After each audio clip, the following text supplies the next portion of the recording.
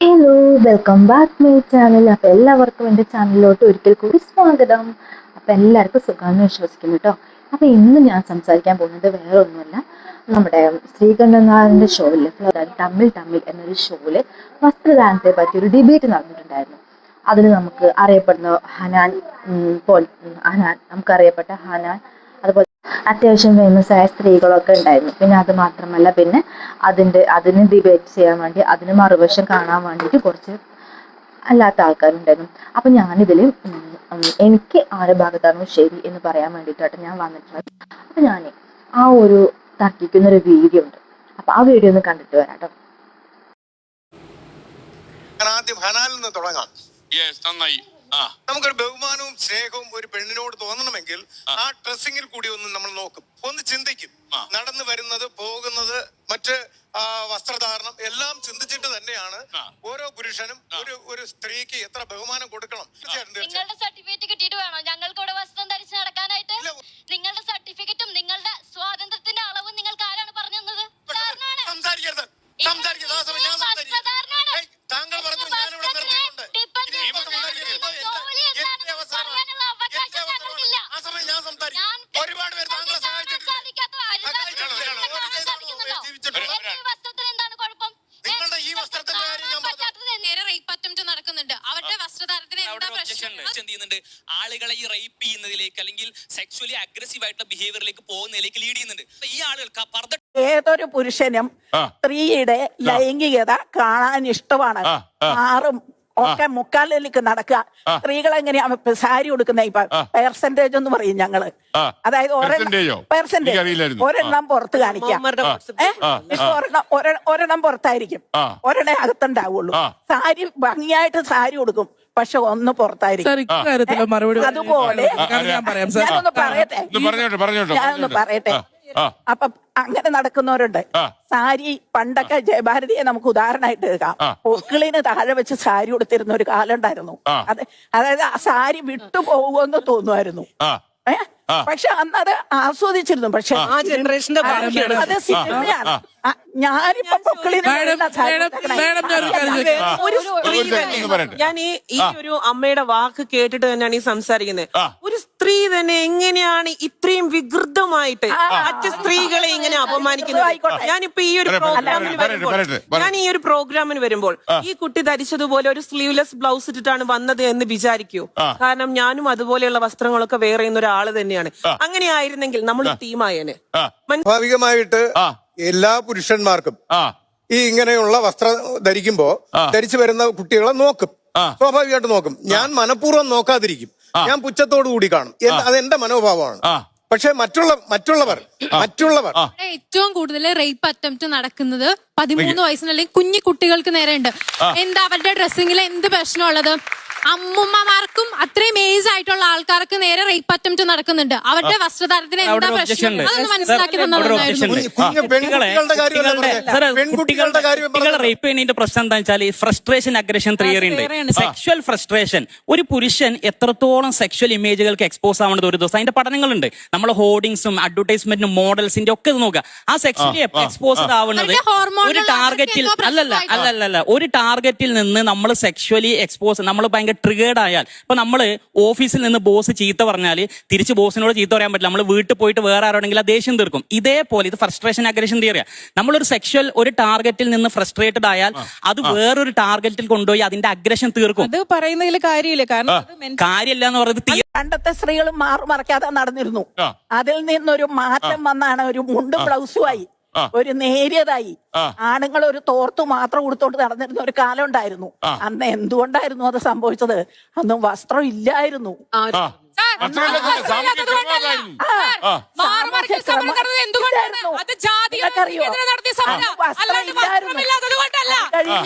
രാജാക്കന്മാർക്ക് എതിരെ നടത്തിയ സമരമാണ് മാറുമറക്കല്, അല്ലാണ്ട് ഏത് വസ്ത്രമില്ല. മാറുമറയ്ക്കൽ സമരം നടത്തി അങ്ങനെ മാറുമറയ്ക്കാനുള്ള അവസരം കിട്ടിയിട്ട് നിങ്ങൾ മാറുമറയ്ക്കുന്നുണ്ടോ?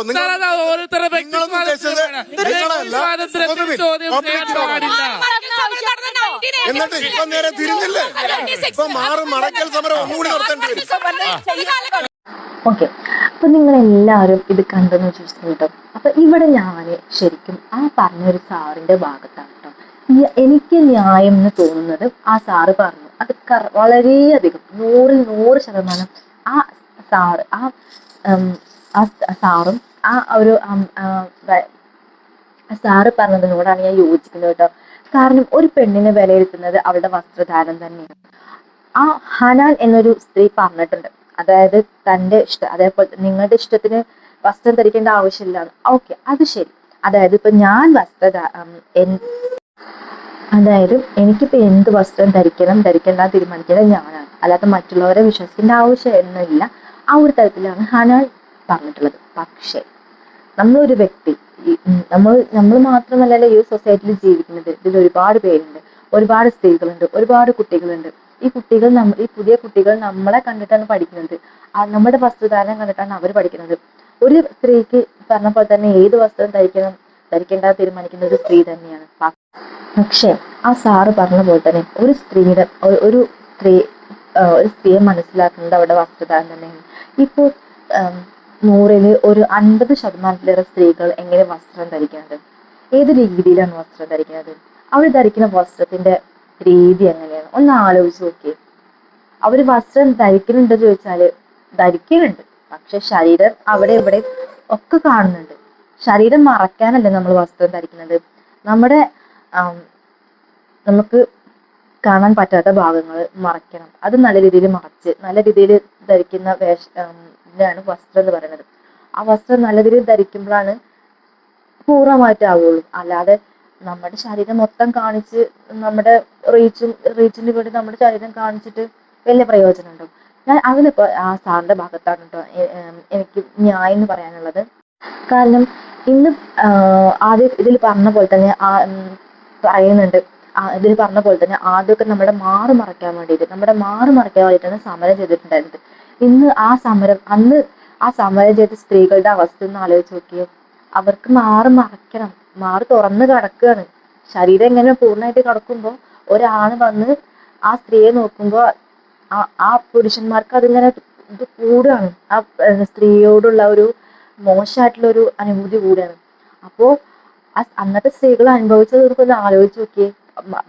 മറയ്ക്കാൻ വസ്ത്രമില്ലായിട്ട്, അന്ന് ആ സ്ത്രീകൾക്ക് മറയ്ക്കാൻ വസ്ത്രമില്ലായിട്ടായിരുന്നു.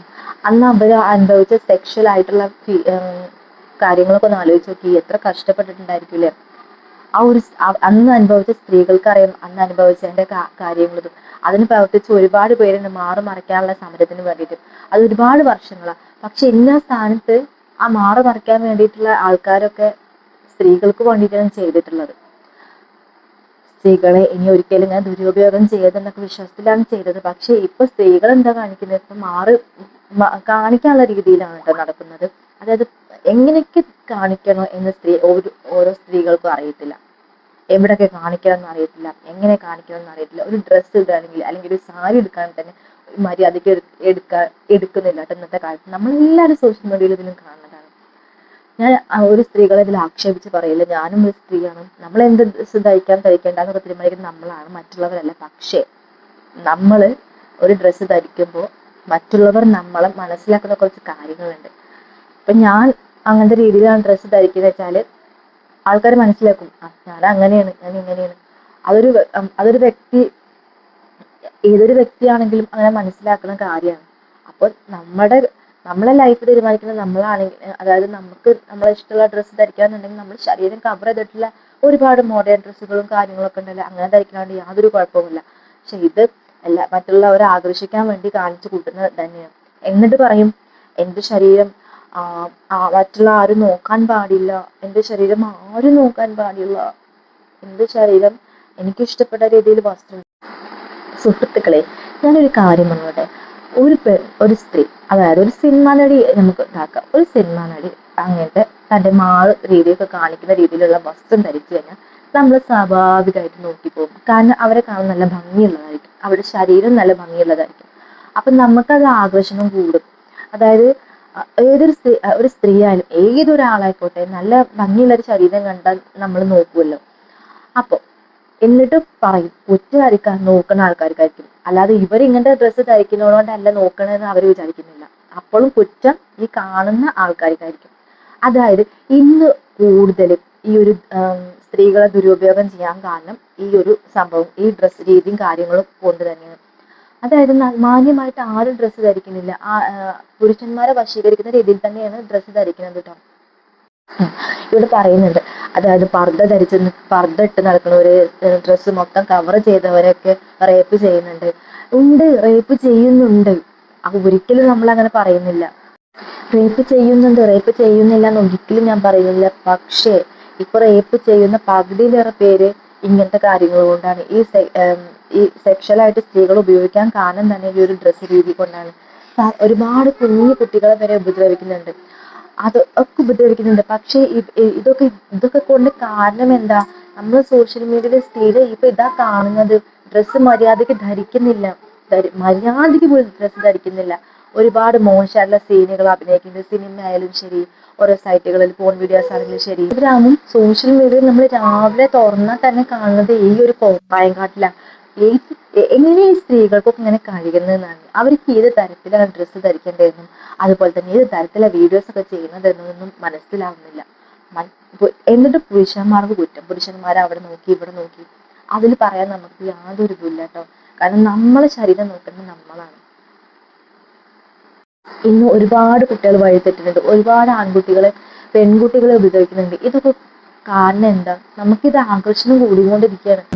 അതായത് ഒരു കുട്ടികൾക്ക് ഇങ്ങനെയൊക്കെ ഒരു സെക്ഷൽ ആയിട്ടൊരു ഫീലിങ്സും കാര്യങ്ങളും വരണമെന്നുണ്ടെങ്കിൽ സോഷ്യൽ മീഡിയയിൽ ഇപ്പൊ ഇങ്ങനെയാണ് കാണുന്നത്. അതായത് അതും ഇപ്പൊ സ്ത്രീകൾ കൂടി കാരണമാണ് ഇപ്പൊ ഇങ്ങനെ ഇതിന് ഞാൻ പറഞ്ഞില്ല, ഞാൻ ഒരിക്കലും ഒരു സ്ത്രീയെ കുറ്റപ്പെടുത്തുന്നില്ല, ഒരിക്കലും ഞാൻ കുറ്റപ്പെടുത്തില്ല. ഒരുപാട് സ്ത്രീകളെ ഇതില് സ്ത്രീകൾ എന്ന് പറയാൻ പാടില്ല, ഇതിൽ ചില സ്ത്രീകളെ കുറിച്ചാണ് ഞാൻ പറഞ്ഞത് കേട്ടോ. അവരുടെ വസ്ത്രധാരണം നിങ്ങളൊക്കെ ഒന്ന് ആലോചിച്ചു. ഒരു സോഷ്യൽ മീഡിയ തുറക്കാൻ കഴിയുന്നില്ല, അമ്മാരി ചണ്ടിത്തരങ്ങളല്ലേ കാണിച്ചു കൂട്ടുന്നത്. വസ്ത്രധാരണത്തിലായാലും ഓരോ വീഡിയോസിലായാലും ഇവരൊക്കെ എന്തൊക്കെ കാണിച്ചു കൂട്ടണേന്നറിയില്ല. അപ്പൊ ഇത് തലമുറ കുട്ടികൾ നശിക്കാൻ കാരണം ഈ ഒരു വസ്ത്രധാരണം കൂടി തന്നെയാണ്. അതായത് ഒരു ആ പെണ്ണിന്റെ ശരീരം കാണിക്കുമ്പോൾ മറ്റുള്ള കുട്ടികൾക്ക് അതിലൊരു ആകർഷണമാണ് തോന്നുന്നത്. ആ ആകർഷണം കൂടി ഒരു സ്ത്രീ അല്ലെങ്കിൽ ഒരു കുട്ടിയെ ദുരുപയോഗം ചെയ്യാൻ പ്രേരിപ്പിക്കുന്നത് ഒരു കാരണം ഈ ഒരു വസ്ത്രധാരണം കൂടിയാണ്. അതിൽ വ്യക്തമായിട്ട് പറയുന്നുണ്ട്, പുറത്തിട്ട് പോണവരെയും അതുപോലെ തന്നെ ചെറിയ ചെറിയ കുട്ടികളെയൊക്കെ കൊല്ലുന്നുണ്ട്, സെക്ഷലി അബ്യൂസ് ചെയ്ത് കൊല്ലുന്നുണ്ട്. ഞാൻ ഒരിക്കലും യോജിച്ചു പോകില്ല കേട്ടോ. കാരണം നമ്മുടെ കുട്ടികളെ ചെയ്യുന്ന വളരെ വെറുതെ വിടരുത്. കാരണം അവരെ കുറിച്ചല്ല ഞാൻ പറയുന്നത്. ഞാൻ ആ ഒരു ഇതല്ല, ഒരിക്കലും നമ്മുടെ കുഞ്ഞുങ്ങളെ ഉപദ്രവിക്കുന്ന ആൾക്കാരെ വെറുതെ വിടാൻ പാടില്ല കേട്ടോ. അതിന് ഇനിയും നമുക്ക് നമ്മുടെ നിയമവും കാര്യങ്ങളൊക്കെ മാറാണ്ട്. പക്ഷെ അതൊന്നും നമുക്ക് ഇവിടെ സംസാരിക്കേണ്ട കാര്യമില്ല. അപ്പൊ ഞാൻ അവിടെ സംസാരിക്കാൻ വരുന്നത്, മാന്യമായി ഡ്രസ്സ് ധരിച്ചാലും ഡ്രസ്സ് ധരിച്ചിട്ടില്ലെങ്കിലും സെക്ഷലായിട്ട് സ്ത്രീകളെ ഉപദ്രവിക്കുന്നുണ്ടെന്നാണ് ചിലവർ പറയുന്നത്. ശരിയാണ്, ഒരുപാട് കുഞ്ഞുങ്ങൾ, അതിന് നമുക്ക് പറയാം 5 വയസ്സായ കുഞ്ഞിനെ അല്ലെങ്കിൽ 4 വയസ്സായ കുഞ്ഞിനെ, 9 മാസമായ കുഞ്ഞിനെയൊക്കെ സെക്ഷലി റേപ്പ് ചെയ്യണം, കൊന്നു കളയുന്ന കുറെ ഗ്രാമപ്രാന്തന്മാരുണ്ട്. അതും നമ്മുടെ സ്ത്രീകളുടെ വസ്ത്രധാരണം മൂലം ഉണ്ടാവുന്നതാണ്. അപ്പൊ എന്നൊരു അഭിപ്രായമാണ് കേട്ടോ എനിക്ക് പറയാനുള്ളത്.